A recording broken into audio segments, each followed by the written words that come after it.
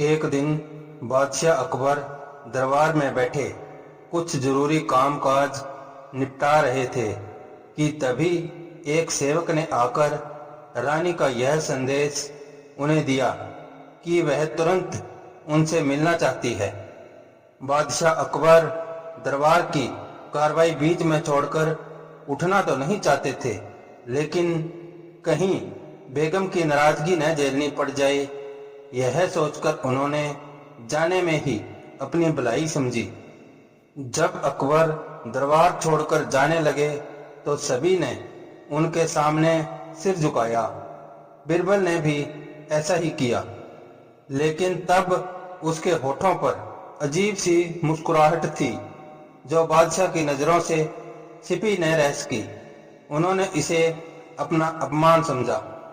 गुस्से में आकर उन्होंने उसी समय बिरबल को देश निकाले की सजा सुना दी और यह भी कहा कि यदि उनकी जमीन पर पैर भी रखा तो उसे सजाए मौत दी जाएगी।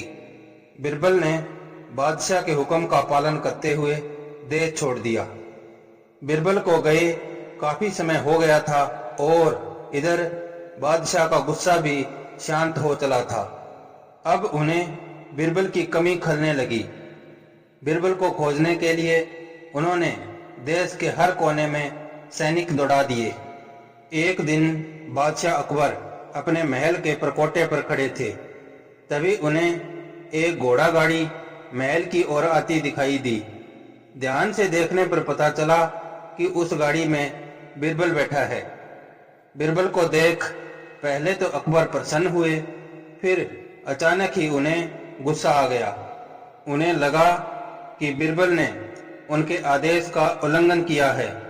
गाड़ी के पास जाकर गुस्से भरे स्वर में बोले, बिरबल, अनुमति के बिना तुमने हमारी मिट्टी पर कदम रखने की जुर्रत कैसे की?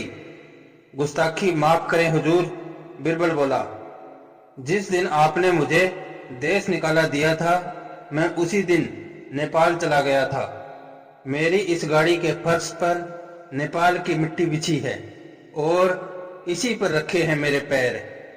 आपके हुक्म के बिना आपकी मिट्टी पर भला मैं कैसे कदम रख सकता हूँ? मैं इस गाड़ी से कभी नीचे नहीं उतरता, पैर नहीं रखता जमीन पर। बिरबल का यह चतुराई भरा उत्तर सुन बादशाह मुस्कुरा दिए और उसे अगले दिन से दरबार में हाजिर रहने को कहा।